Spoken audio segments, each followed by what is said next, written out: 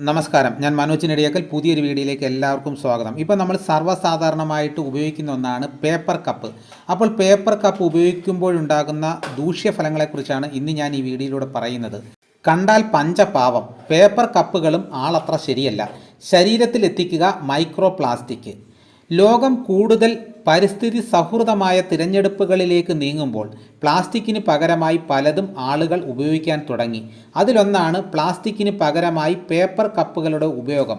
പ്ലാസ്റ്റിക്കിനെ അപേക്ഷിച്ച് നിരുപദ്രവകരമെന്ന് തോന്നുന്ന ഈ പാത്രങ്ങൾ സത്യത്തിൽ നല്ലതാണോ? ഇവയിൽ ചായ, കാപ്പി പോലുള്ള ചൂടുള്ള പാനീയങ്ങൾ കുടിക്കുന്നത് അത്ര നല്ലതല്ല എന്നാണ് റിപ്പോർട്ടുകൾ. പോഷകാഹാര വിദഗ്ധയും യോഗ പരിശീലകയുമായ ധന്യ ഖന്ന പേപ്പർ കപ്പുകളിൽ കുടിക്കുന്നതിൻ്റെ അപകടങ്ങളെക്കുറിച്ച് പറഞ്ഞിട്ടുണ്ട്. പേപ്പർ കപ്പുകൾ ബയോഡിഗ്രേഡബിൾ ആയി തോന്നാമെങ്കിലും അവയിലും പോളിത്തീൻ അടങ്ങിയിട്ടുണ്ട്. ചൂടുള്ള പാനീയങ്ങൾ ഒഴിക്കുമ്പോൾ മൈക്രോ പ്ലാസ്റ്റിക് എന്ന തീരെ ചെറിയ പ്ലാസ്റ്റിക് കണങ്ങൾ പാനീയത്തിൽ കലരുന്നു. പേപ്പർ കപ്പുകളുടെ ചോർച്ച തടയാനാണ് പലപ്പോഴും പ്ലാസ്റ്റിക് കോട്ടിംഗ് ഉപയോഗിക്കുന്നത്.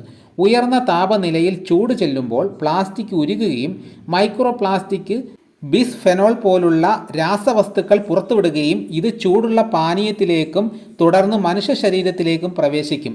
പല പേപ്പർ കപ്പുകളിലും ആകർഷകമായ ഡിസൈനുകൾ ഉണ്ട്. അവയിൽ നിറമുള്ള മഷികൾ അച്ചടിച്ചിരിക്കുന്നു. ഈ മഷികൾ ഭക്ഷ്യയോഗ്യമല്ല.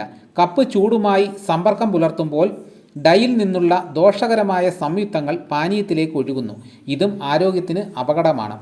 ചില വില കുറഞ്ഞതോ നിലവാരമില്ലാത്തതോ ആയ പേപ്പർ കപ്പുകളിൽ നിർമ്മാണത്തിലോ അലങ്കാര കോട്ടിങ്ങുകളിലോ ഉപയോഗിക്കുന്ന ലെഡ്, ക്രോമിയം തുടങ്ങിയ കന ലോഹങ്ങൾ അടങ്ങിയിരിക്കാമെന്ന് ഡാന്യ അഭിപ്രായപ്പെടുന്നു. അത്തരം കപ്പുകളിൽ നിന്നുള്ള പാനീയങ്ങൾ പതിവായി കഴിക്കുന്നത് ശരീരത്തിൽ ഈ ലോഹങ്ങൾ മന്ദഗതിയിൽ അടിഞ്ഞുകൂടുന്നതിന് കാരണമാകും. ഇത് ഗുരുതരമായ ആരോഗ്യ പ്രശ്നങ്ങൾക്ക് കാരണമാകുന്നു. പേപ്പർ കപ്പുകളിലെ പ്ലാസ്റ്റിക് കോട്ടിങ്ങുകളിൽ എൻഡോക്രൈൻ തകരാറുകൾ ഉണ്ടാക്കുന്ന രാസവസ്തുക്കൾ അടങ്ങിയിട്ടിരിക്കാം. ഈ പദാർത്ഥങ്ങൾ ശരീരത്തിലെ സ്വാഭാവിക ഹോർമോണുകളെ അനുകരിക്കുകയോ തടസ്സപ്പെടുത്തുകയോ ചെയ്യുന്നു. ഇത് ദീർഘനേരം എക്സ്പോഷർ ചെയ്താൽ പ്രത്യുൽപാദന, ആരോഗ്യ, മെറ്റബോളിസം, രോഗപ്രതിരോധ പ്രവർത്തനം എന്നിവയെ ബാധിക്കാൻ സാധ്യതയുണ്ട്. വളരെ ചെറിയ അളവിൽ പോലും മൈക്രോ പ്ലാസ്റ്റിക് കഴിക്കുന്നത് കുടൽ മൈക്രോബയോമിനെ തടസ്സപ്പെടുത്തുകയും ദഹനവീക്കം ഉണ്ടാക്കുകയും ചെയ്യുമെന്ന് ധാന്യ പറയുന്നു. ഈ എക്സ്പോഷർ കാലക്രമേണ ദഹന സംബന്ധമായ പ്രശ്നങ്ങൾക്കും പോഷകങ്ങളുടെ ആഗിരണം കുറയ്ക്കുന്നതിന് കാരണമാകുമെന്ന് ഗവേഷണങ്ങൾ സൂചിപ്പിക്കുന്നുവെന്നും അവർ കൂട്ടിച്ചേർത്തു. പ്ലാസ്റ്റിക് കപ്പുകൾക്ക് പകരം സ്റ്റെയിൻലെസ് സ്റ്റീൽ, ഗ്ലാസ് അല്ലെങ്കിൽ സെറാമിക് കപ്പുകൾ ഉപയോഗിക്കുന്നതാണ് നല്ലത്. ഇതോടുകൂടി വീഡിയോയുടെ പൂർണ്ണമാകുന്നു. കൂടുതൽ കാര്യങ്ങൾ എല്ലാവർക്കും മനസ്സിലായി കാണുമെന്ന് ഞാൻ വിശ്വസിക്കുന്നു.